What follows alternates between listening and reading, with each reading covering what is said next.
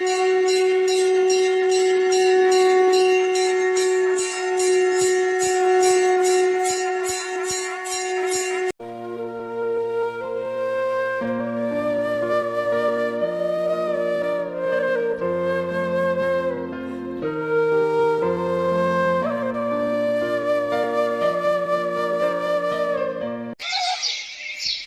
पार्वती ने अपने तप से भगवान शिव को प्रसन्न किया और उनसे विवाह का वरदान प्राप्त किया।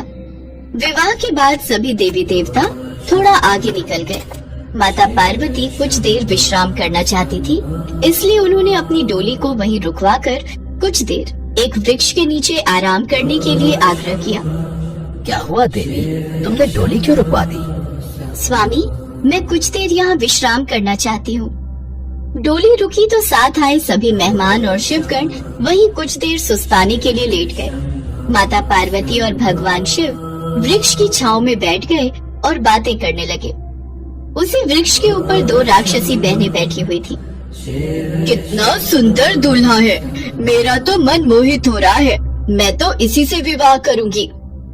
अरे बहन, देख नहीं रही हो, बराबर में इसकी पत्नी बैठी हुई है। जरूर ये इससे विवाह करके डोली लेकर आ रहा है। अब तुम इससे विवाह नहीं कर सकती हो। नहीं, मैं जब एक बार ठान लेती हूँ तो कार्य पूर्ण करके ही रहती हूँ। मेरा मन अब इस सुंदर राजकुमार जैसे दिखने वाले दूल्हे पर आ गया है और मैं जानती हूँ कि मैं इसे कैसे पा सकती हूँ।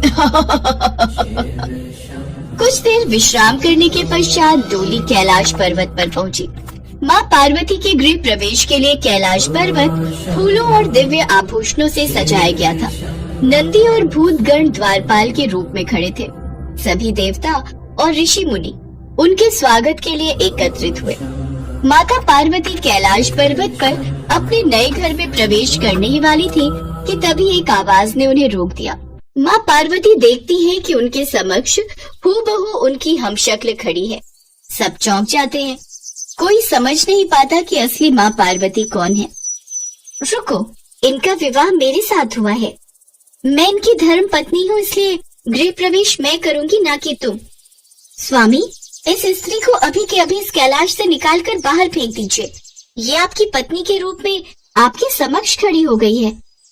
परंतु मैंने तो इन्हीं पार्वती से विवाह किया था, तो आप ये कैसे कह सकती हैं देवी कि आप मेरी पत्नी हैं? हो सकता है आप कोई छल कर रही हो। क्या कहा? मैं आपसे छल कर रही हूँ? क्या आप मेरे रूप को देखकर मुझे पहचान नहीं पा रहे?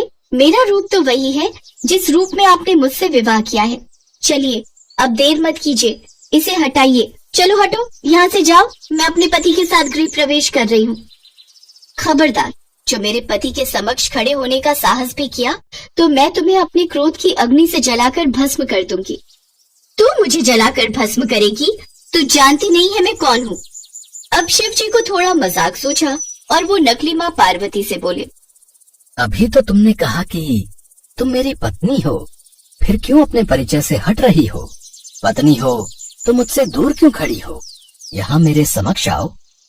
आपने मुझे पहचान लिया स्वामी। मुझे पता था आप मुझे पहचान लोगे। मैं ही आपकी पत्नी पार्वती हूँ। चलिए स्वामी, हमें गृह प्रवेश करना है। स्वामी, आप नहीं जानते यह कोई मायावी स्त्री है, इससे दूर रहिए। लगता है अब इसका अंत करना ही होगा। माँ पार्वती का क्रोध अब बढ़ चुका था। उनके नेत्रों से ज्वाला निकलने लगी। यह देखकर नकली माँ पार्वती, जो कि वही राक्षसी थी, घबरा गई और अपने असली रूप में आ गई। सब उसे देखकर हैरान रह गए। वो माँ पार्वती से क्षमा मांगने लगी। रुको देवी, मुझे क्षमा कर दो। मुझे अपने क्रोध की अग्नि से भस्म मत करो। मैं जानती हूँ मैंने पाप किया है। मुझे जाने दो, मैं तुम्हें कभी तंग नहीं करूँगी। मुझे जीवन दान दे दो। शिव तुम्हारे हैं और सदैव तुम्हारे ही रहेंगे। राक्षसी के क्षमा मांगने पर माँ पार्वती उसे क्षमा कर देती है और वह राक्षसी वहाँ से गायब हो जाती है। माता, आपने तो उस राक्षसी को 9-2-11 ही कर दिया। कैसे दुम दबाकर भाग गई?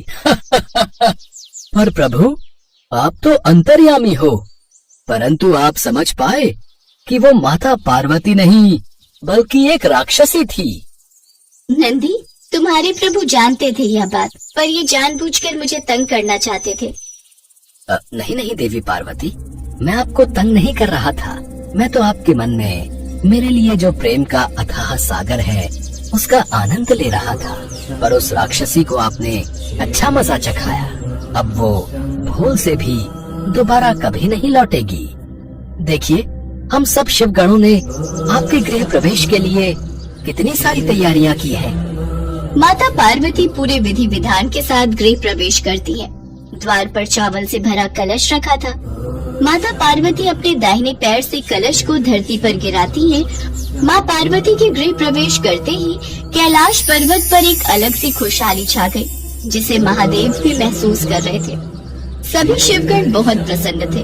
माता पार्वती ने पहली रसोई में सबके लिए स्वादिष्ट व्यंजन तैयार किए। माता, आपके आ जाने से कैलाश पर्वत की रौनक और भी बढ़ गई है। माता, अब आप हमारे लिए रोजाना ऐसा स्वादिष्ट भोजन बनाओगे ना? अवश्य, मैं तुम सबके लिए रोजाना ऐसे स्वादिष्ट पकवान बनाया करूंगी। सभी गणों की बातें सुनकर माता पार्वती और भगवान शिव मुस्कुरा देते हैं और पूरा कैलाश खुशी से झूम उठता है।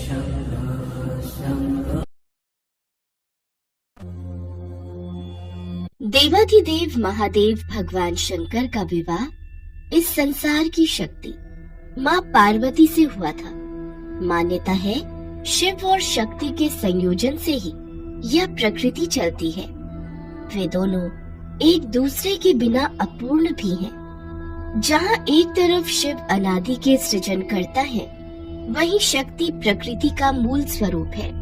माँ पार्वती पर्वतराज हिमालय की पुत्री हैं, जिसके अनुसार उन्हें शैलपुत्री भी कहा जाता है। वहीं सनातन धर्म के अनुयायी ये भी मानते हैं कि देवी गंगा का अवतरण भी हिमालय से हुआ। वामन पुराण के अनुसार जब भगवान विष्णु ने वामन रूप में अपना एक पैर आकाश की ओर उठाया, तब ब्रह्मा जी ने भगवान विष्णु के चरण धोकर जल को अपने कमंडल में भर लिया। इस जल के तेज से ब्रह्मा जी के कमंडल में गंगा का जन्म हुआ। ब्रह्मा जी ने गंगा को राजा हिमवान को सौंप दिया। इस तरह देवी पार्वती और गंगा दोनों बहन हुई। उसी अनुसार देवी गंगा देवी पार्वती की बहन लगती हैं। शिव पुराण में ऐसी कथा मिलती है कि गंगा भी देवी पार्वती की तरह भगवान शिव को पति रूप में पाना चाहती थी। देवी पार्वती नहीं चाहती थी कि गंगा उनकी सौतन बने। फिर भी गंगा ने भगवान शिव की घोर तपस्या की। उनकी तपस्या से प्रसन्न होकर भगवान शिव ने इन्हें अपने साथ रखने का वरदान दे दिया। पर एक बार इन दोनों बहनों के बीच इसी बात को लेकर भयंकर विवाद हो गया। विवाद इतना बढ़ गया कि माँ पार्वती ने माँ गंगा को श्राप तक दे दिया। एक बार भगवान शिव अपने परम निवास कैलाश पर्वत पर ध्यान अवस्था में बैठे थे। साथ में माता पार्वती भी ध्यान में मग्न थी। शिव और शक्ति का यह सुंदर स्वरूप एक साथ बहुत सुंदर लग रहा था। एक तरफ जहाँ महादेव और महादेवी ध्यान मग्न थे, वहीं शिव जी के परम भक्त नंदी जी अपने प्रभु और माता की शोभा को निहार रहे थे। दोनों का यह सुंदर स्वरूप देख खुद ही नंदी जी के नेत्रों से आंसू बहने लगे। अपने भक्त की आंखों से बहते अश्रुओं का भान जैसे ही महादेव को हुआ, उन्होंने अपने नेत्र खोले। महादेव ने जैसे ही भक्त चिंता में नेत्र खोले, तो उन्होंने देखा सामने ही हाथ जोड़े देवी गंगा खड़ी थी। गंगा को देख महादेव हैरान होते हुए बोले, देवी गंगे, आप? हे आदि पुरुष, आपके रूप को देखकर मैं आप पर मोहित हो गई हूँ। कृपा कर मुझे पत्नी रूप में स्वीकार करें। देवी गंगा, आप तो जानती हैं, देवी पार्वती के सिवा हम किसी को पत्नी रूप में स्वीकार नहीं कर सकते। हमारा विवाह पार्वती के साथ हुआ है और देवी पार्वती ही हमारी अर्धांगिनी है। हमने आपकी तपस्या से प्रसन्न होकर आपको अपने शीश पर स्थान दिया है। इसका तात्पर्य ये नहीं कि आप पार्वती का स्थान लें। प्रभु, ऐसा न कहिए। देवी गंगा के स्वर माता पार्वती के कानों में पड़े। वो हैरान हो गई।